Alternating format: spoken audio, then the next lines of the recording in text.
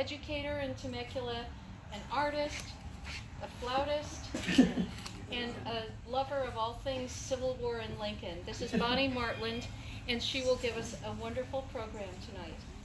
Thank you. Well, I'm not going to be really the one telling the story tonight. I think I'm going to let Lincoln do that himself, because no one can tell the story of Lincoln and the politics of slavery better than the man himself. Now, earlier this month, actually, I spent some time in Washington, D.C. And while I was there, I spent some time with a lady named Michelle Crowell. She's a friend of mine that I see every year when we go to the Lincoln Forum in Gettysburg. And Michelle's a historian at the Library of Congress in the Manuscript Division. And her specialty is Civil War and Reconstruction. So under her auspices is all those documents that I was so lucky to see. So she was able, when I was back there, to pull out some of Lincoln's letters and other things for me to see. And I have to tell you that there's something really special when somebody takes a letter, Lincoln's letter. She brings it out from the archives and she sets it down on a podium just like this in front of you. And there's Lincoln's words right there. When you look back in history to people's letters, even those people have been gone to history for a long time, become part of history. When you can read their correspondence, somehow you have some kind of intimate connection with them. And so for me, when I was looking at those letters and other documents that she brought out, it was like taking a little journey back in time and peeking over Lincoln's shoulder and being with him there. And that's a really special kind of feeling. But if you've ever had a chance to look at original, real, old documents, that's the kind of feeling you can get. So forgive me, I'm going to do a little more reading tonight than I would normally do, and I don't think Lincoln would mind. I'm going to use his words to sort of tell you his story about Lincoln and slavery and emancipation. Part of the reason I do this is when I've given Lincoln talks in the past, people will usually come up and say to me, well, don't you know Lincoln said this, or don't you know Lincoln said that? And so a lot of times those things might be negative things, but they're taken out of context. Doesn't mean Lincoln didn't say them, but what was the context that those things happened in? So I thought it might be good to go back and look at what politics was like, what Lincoln had to deal with in his time. So as much as this dress is from a different period of time than the one I had on yesterday, when we look back to Lincoln, remember his time is that much different from ours today. There might be some things similar, but you're going to see a lot of differences. And one other hint, as I'm reading, you might realize that there's two Lincolns in this story. There's Lincoln the private man, and there's Lincoln the public official. So in 1858, against the backdrop of sectional tensions over slavery, Lincoln stood up in the Great Hall of the Illinois House of Representatives, and he warned his countrymen that a house divided against itself cannot stand. And across Illinois that year, he spoke in a series of debates with Stephen Douglas, and he addressed what he considered the most difficult problems of his day. The moral contradiction of slavery in a country founded on the Declaration of Independence, the moral condition of slavery, and what rights Negroes ought to have, or should they have any.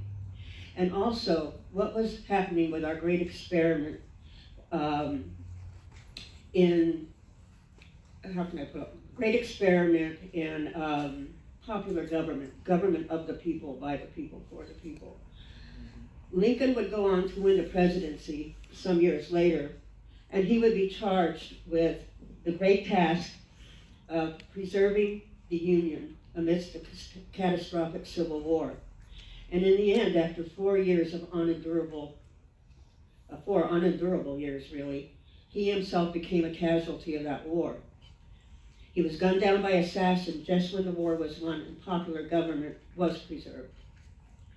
The man who died that day in April, in 1865, had flaws as well as strengths. He made mistakes, he suffered reverses, just as surely as he had remarkable achievements. However, the days following his assassination, you may know from different readings and so on, he became mythologized. There was a lot of flowery orations. He became a man of myth. He became the godly emancipator who personified America's myth of the common man, rising to the highest office in the land. Well, after a number of years of those myths, there grew up a series of counter myths, and Lincoln was seen sometimes as a bigot or as a tyrant.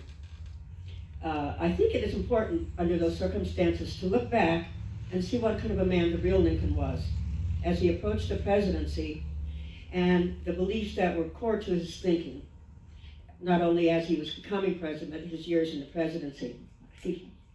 I got a cold on that train coming from Chicago.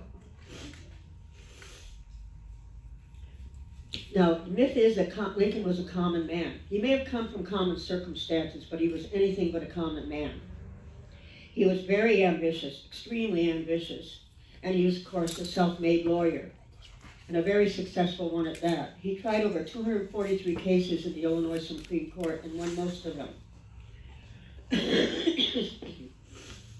And he demanded by his personal behavior the respect of many of his friends and colleagues. They called him Mr. Lincoln, or possibly Lincoln, and even his wife called him Mr. Lincoln, or father. That no one ever called him Abe, because he hated that. He didn't want that nickname at all. He also had a reputation as being an honest man. One of his quotes that I saw is he would tell prospective attorneys to resolve to be honest at all events. He also had a humanitarian view, some of them far in advance of his time.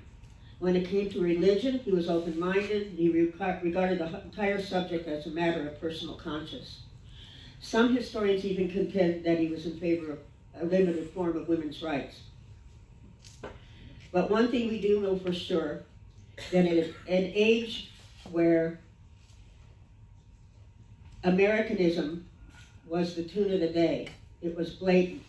It was time where native-born white Protestants campaigned and legislated against Catholics and foreigners, and particularly the Irish. And there was a party in power, or coming to power, in the political arena of the time, called the Know Nothing Party. I don't know if some of you have heard of the Know Nothings. Well, the Know Nothings, like I said, they were against Irish immigrants, they were against Catholics, and so on. William Herndon, Lincoln's law partner, thought it quite odd when he could find no prejudices in Lincoln, because he himself said he couldn't stand the Irish. He couldn't understand why Lincoln didn't feel the same way. The Know-Nothings set out to halt immigration and suppress Catholics, like I said, but Lincoln would have none of it. So in Lincoln's word, I love this quote. He said, he was writing to his friend Joshua Speed, "Our progress in degeneracy appears to me to be pretty rapid. As a nation, we begin by declaring that all men are created equal.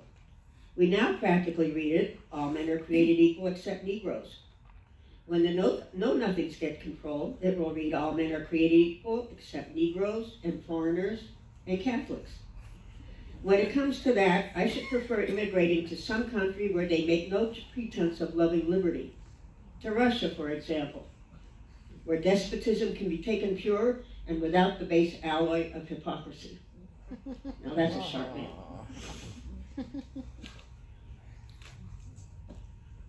From his earliest days, Lincoln was a fervent nationalist, and an age when a great many Americans, especially in the South, were localists, states' rightists. As a child, he had read Parson Weems' biography of George Washington, and he would often daydream about April 1775, the shot heard around the world, the start of the American Revolution, and so on. It was part of his growing up. And he looked to Washington and Jefferson and Madison as great national statesmen. And he thought they should be praised for their noble experiment in popular government. Now, for Lincoln, the foundation of our political experiment was the Declaration of Independence. In Lincoln's view, it proclaimed the highest political truth in history, that all men are created equal and entitled to liberty and the pursuit of happiness. This meant men like Lincoln were not chained to the conditions of their birth. They could better their station in life and realize the rewards of their own talents.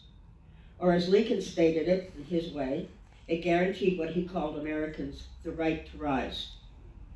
Consequently, Lincoln always said that he had a deep personal reverence for the Declaration and he also insisted that all his political sentiments flowed from that document. The great American dream was a right for all Americans to harvest the full fruit of their labors and to better themselves as their own talents and industry allowed. As Lincoln phrased it, the American experiment ensured two things. One, eternal liberty, and two, the right to self-government and the right to self-improvement. And Lincoln also said this promise was not limited to native-born Americans. In Lincoln's view, America's frontier should function as an outlet for people the world over who wanted to better what he called better their condition in life. For Lincoln, the American experiment was the way of future nations across the globe, and he called it our way of life, our experiment, popular government. He called it a beacon of hope for liberty throughout the world. Now, yet, it was a problem for Lincoln because, as he saw it, the beacon of hope and liberty harbored a monster sting, and that was Negro slavery. In his view, slavery was a cruel, backward institution that disfigured the American experiment, and he maintained that he had always hated it.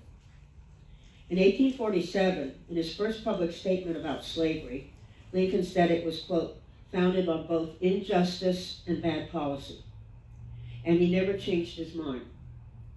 But before 1854, Lincoln generally kept his own counsel about slavery and also about abolition.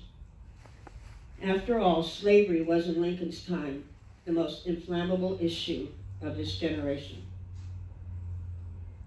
And Lincoln observed early on what violent passions slavery and the question of race that underlie it could cause in America. In his day, slavery, and maybe we don't like to hear this, but in his day, slavery was a tried and tested means of race control in a South dedicated to white supremacy. Moreover, the North didn't get off scot-free either, because across America, most Americans in the North as well believed that the Negro was inferior to a white person.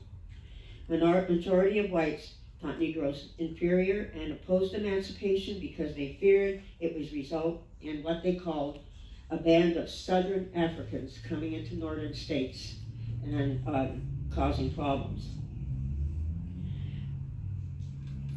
Lincoln, who had elected to work within the system, was not going to ruin his career by trumpeting an unpopular cause. To be branded an abolitionist in central Illinois as a legislator and a U.S. congressman would have been political suicide. Still, slavery upset him. It was a blight on the American experiment, and he had witnessed some of its evils firsthand. When he was a young man in 1831, Lincoln took a trip down the Mississippi, and he had seen chained Negroes on a steamship there. And he described them as being tied up like so many fish on a trout line. And the sight tormented him for the rest of his life. As a congressman in Washington, he passed a slave auction daily, walking to the Capitol. He called it a sort of Negro livery stable, and he considered it a national disgrace. And so what he did was draft a gradual abolition bill for the District of Columbia. But powerful Southern politicians, and D.C., but of course it's a Southern city, screamed in protest, and the bill went down to defeat. Attorney Lincoln had to concede that slavery, human bondage, was a thoroughly entrenched institution in Southern states, and one protected by the U.S. Constitution in a web of national and state laws. Sometimes it's hard to look at our history and face those facts. This in turn created a painful dilemma for Lincoln. A system he deeply loved had institutionalized a thing he deeply hated. What could he do? Lincoln admitted that the federal government had no legal authority to harm a state institution such as slavery. He was caught in an impossible predicament. So he persuaded himself that if slavery could be confined to the South and left alone there in time, it somehow would to die out. That he thought when it became unworkable in the South, that Southern plantation owners would free their own slaves. And so he continued. Also, he thought that he was backed up in this belief because he looked at our founding documents. And he said that the founding fathers felt the same way as he did because they had outlawed the international slave trade. They had prohibited slavery in the old Northwest Territory. And the word slave or slavery appears nowhere in the Declaration of Independence. I don't think it appears anywhere in our founding documents. So as I said, once he thought if he could confine it to the South, eventually it would disappear.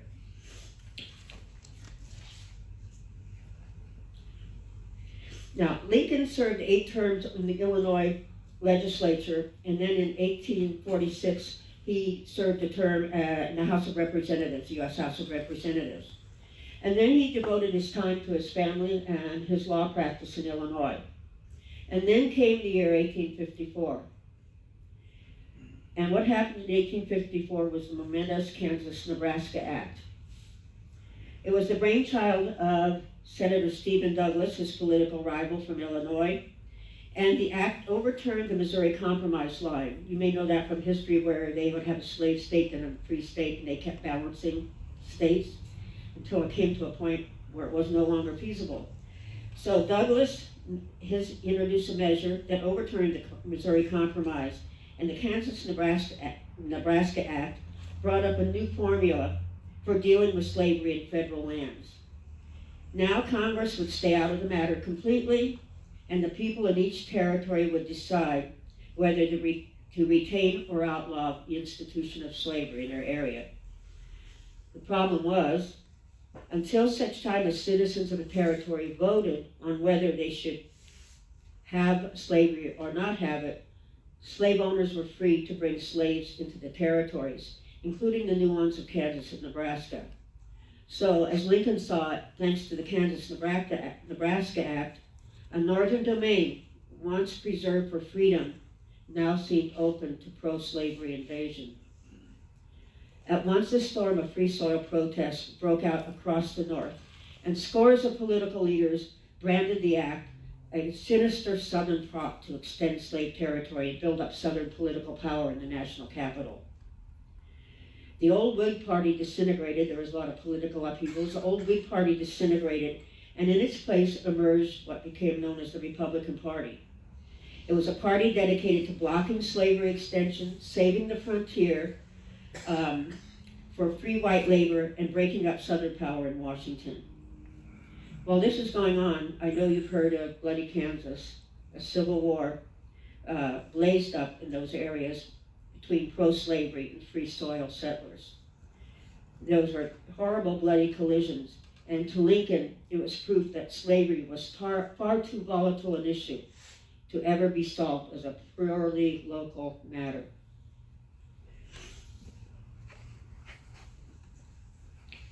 No one was more upset about the Kansas-Nebraska Act than Lincoln, and he plunged into the anti-extension fight full force. He campaigned for the Senate against Douglas, as we've noted. He joined the Republicans and became the leader of the party in Illinois. He railed against slave power, as he called it, and its insidious designs to expand slavery. He could not believe that ordinary Southerners were involved in this new scheme to extend slavery. And I've had students that think they can't believe this, knowing our history, that Lincoln thought that Southerners would be willing to give up slavery and didn't agree with his position. But it was a hard lesson for him to learn. He said that he felt that the new policy was brought about because Southerners were, his words, beguiled by scheming Democratic politicians, by Douglas and the influential wealthy slave-dealing elite, and Southern politicians who were out to enlarge slave territory under the pretext of what they called the sacred right of self-government. The sacred right of self-government being used to prop up slavery. He still believed Southerners were intrinsically decent and they had a sense of justice. He still thought they believed slavery was wrong, and that they too felt that the Negro was a human being. American South as well as North, Lincoln said, let us prevent the spirit of Kansas, Nebraska from replacing the spirit of the Revolution. But his pleas fell on deaf ears, especially in the South. Pro-slavery advocates disparaged the Declaration of Independence and the idea of human equality. Instead of seeing it as the self-evident truth in our document, they called it, quote, a self-evident lie. They said Negro bondage was a great and glorious good, sanctioned by the Bible and ordained by God throughout eternity. They contended that Negroes were subhuman and belonged in chains as naturally as cattle in pens, and worse. Hard to think about this as our history. Now, I'm not saying everybody in the South believed that, but it was a pervasive stream in their politics. Lincoln cringed at such pronouncements and became convinced that what he called a contemptible breed of men had taken over the South and, quote, debauched the public mind there about the moral right of slavery. Lincoln wrote to his Southern friend, and I believe this friend is, just lost his name. He became the vice president, Alexander Stephens, became the vice president of the Confederacy. So he wrote to Stephens, the slave breeders and slave traders among you are small, odious, and detested class among you. And yet in politics, they dictate the course of all of you, and are as completely your masters as you are the masters of your own Negroes. It's pretty powerful. But to Lincoln's despair, anti-Northern declarations continue to pour out of the South. Worse still, in 1857, the pro-Southern Supreme Court under Chief Justice Roger Vitani, and I'm sorry, I have a typo in there. There's no W in Mr. Tommy's name. But Roger Vitani, a Southerner, and his court handed down the infamous, I should call it, Dred Scott decision. How many of you know about the Dred Scott case? Some of you. Yeah. Dred Scott was a slave who belonged to a military doctor. He was taken north, up I think into Wisconsin territory where there was a law if you spent so much time in that territory you could sue for your freedom, which Scott did. I believe first it was ruled in his favor. His master challenged it. The case went all the way to the Supreme Court. In the case, the court decreed that Negroes were inferior beings who were not and never had been United States citizens, and that the Constitution and the Declaration were whites-only documents and did not apply to Negroes. What was more, the court ruled that neither Congress nor a territorial government could outlaw slavery in federal lands, because that would violate Southerners' property rights as guaranteed by the Fifth Amendment. I remember when I was in college and this came up, I could not believe our Supreme Court would ever do such a thing, but they did. As Lincoln and other Republicans observed, the net effect of the decision was to legalize slavery in all federal territories from Canada to Mexico. Dred Scott was not his person, he was not a citizen, he was property. This ominous turn of events shook Lincoln to his foundations. For Lincoln, the Union had reached a momentous crisis, and now he openly and fiercely declared his anti-slavery sentiments. He saw it, quote, as a vast moral evil that degraded blacks and whites alike because it violated what he called America's central idea, the idea of equality and the right to rise, because it was cruelly unjust to Negroes and whites alike. Lincoln said, if one man can be enslaved because of the color of his skin, I realize that any man can be enslaved because of the color of his skin. Yet while branding slavery and evil and doing all that he could to contain it in the South, Lincoln and his party could not molest the institution of slavery in those states where it already existed.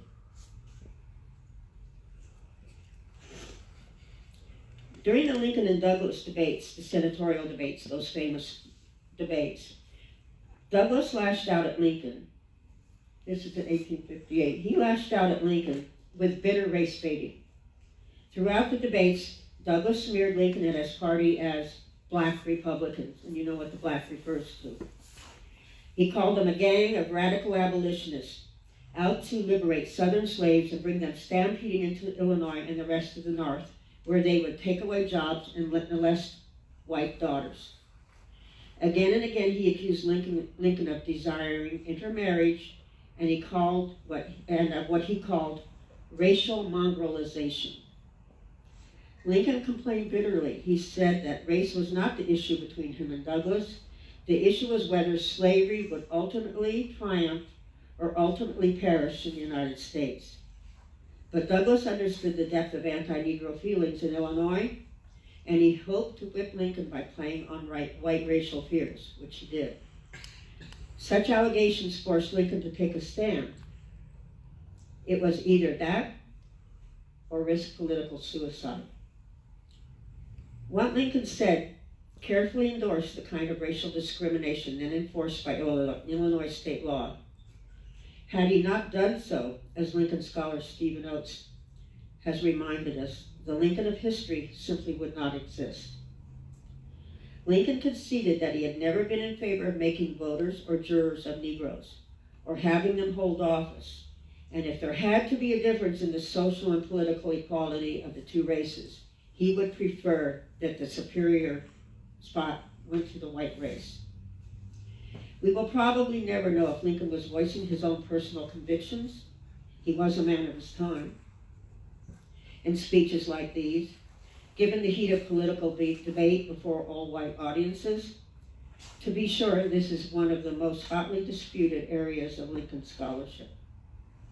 Certainly in the 1850s, Lincoln was ambivalent about what rights Negroes should have, but so were a good many principled and dedicated white abolitionists. So when we compare Lincoln to the white supremacist anti-Negro attitudes of Douglas and most other whites of his time, Lincoln is considered an enlightened man in the matter of race relations. While Douglas emphatically denied that the Declaration of Independence applied to the Negro, Lincoln's position was that it did. The Negro is a man. In Lincoln's view, all men are created equal. Therefore, there could be, quote, in Lincoln's words, no moral right in one man's enslaving of another. Exasperated with Douglas and Negrophobia in general, Lincoln begged American whites to, quote, discard all this quibbling about this man and the other man, this race and that race, and the other race as being inferior.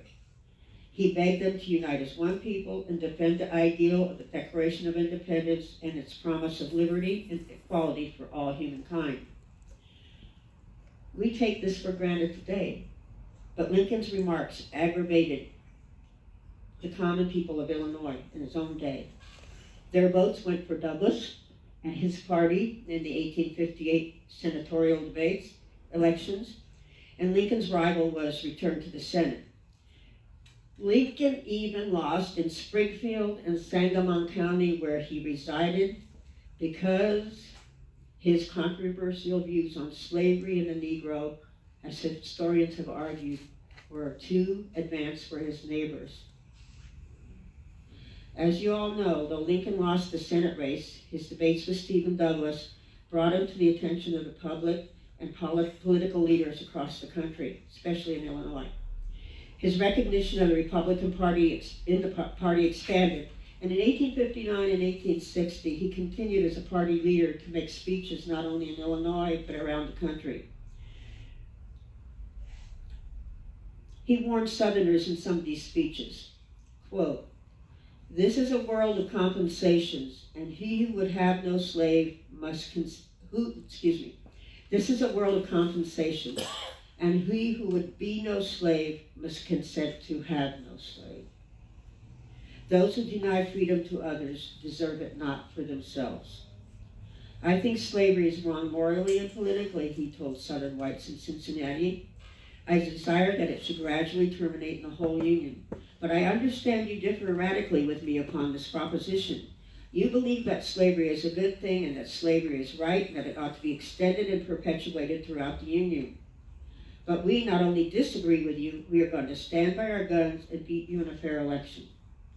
He stressed that the Republican Party platform held that slavery would be left alone where it already existed, and that, quote, we mean to remember that you are as good as we are, that there is no difference between us other than the difference of our circumstances. But he also cautioned Southerners about their increasing threats to disunion and disrupt the Union.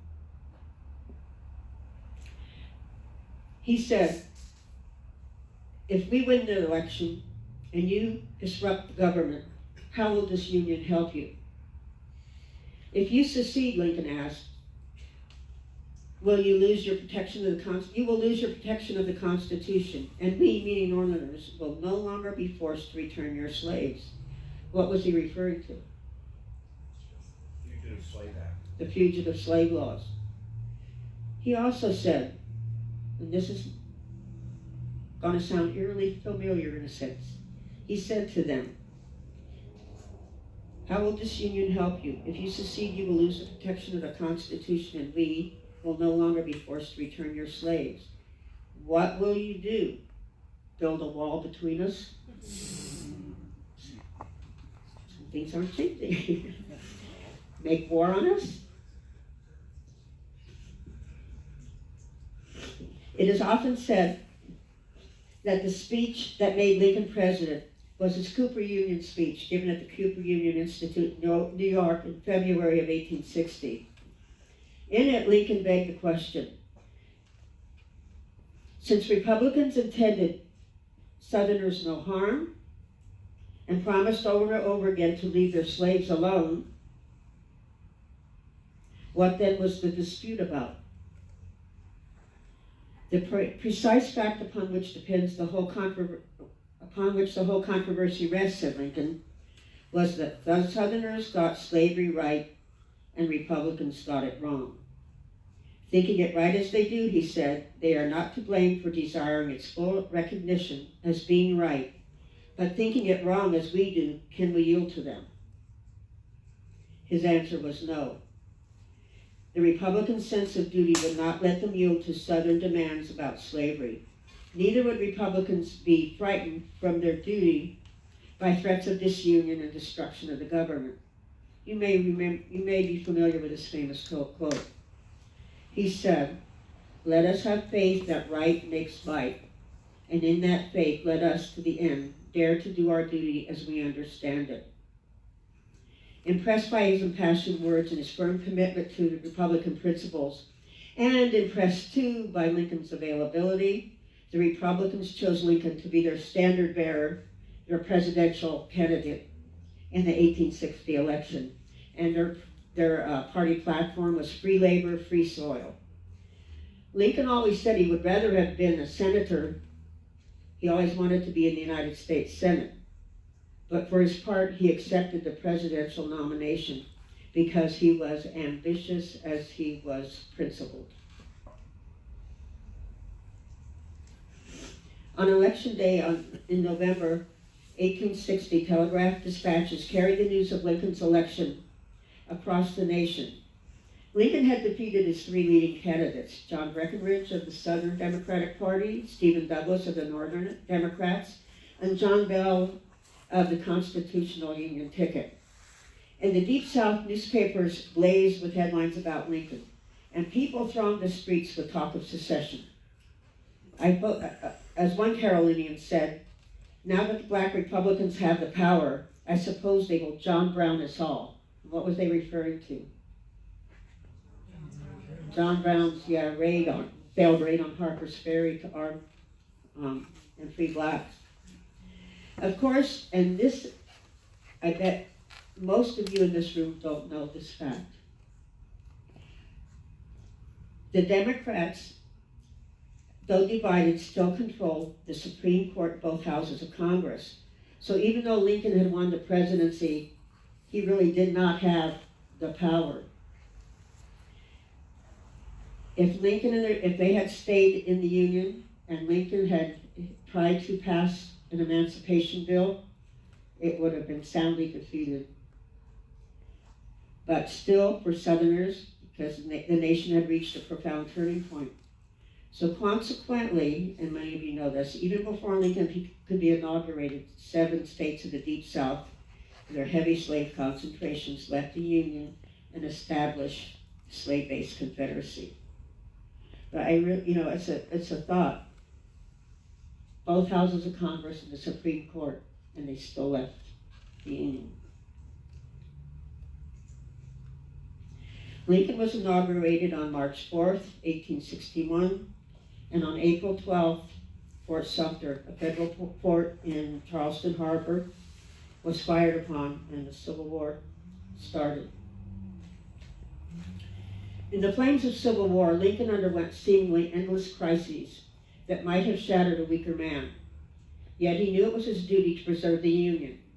The Union was the embodiment of the great experiment, popular government, Lincoln so fervently believed in. Popular government could not be sustained, he said, if rebellion and disunion could be the response to a lawful election. That's a powerful statement to me. Popular government could not be sustained if rebellion and disunion could be the response to a lawful election. So here he was, a president who lacked administrative experience, suffered from chronic depression, hated to fire net subordinates, didn't like confrontation of any kind, thrust into the center of a fratricidal conflict he somehow needed to address. You'd think our politicians have a tough go. Here he was, forced to make awesome decisions in a war that had no precedent in all of American history. A war without constitutional or political guidelines for him to follow. At the time, Lincoln had to live with the knowledge also that he was the most unpopular president the Republic had ever known up to that time. So he doesn't have enough going on, right? His hate mail from the public was, as I read in one book, called voluminous and terrible.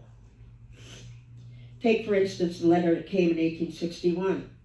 "You are nothing but a goddamn Latin nigger," it said. On his desk, too, fell a Southern newspaper clipping that offered $100,000 for his, quote, miserable traitorous head. And as the war went on, he filled a whole drawer with such threats. Through that first year,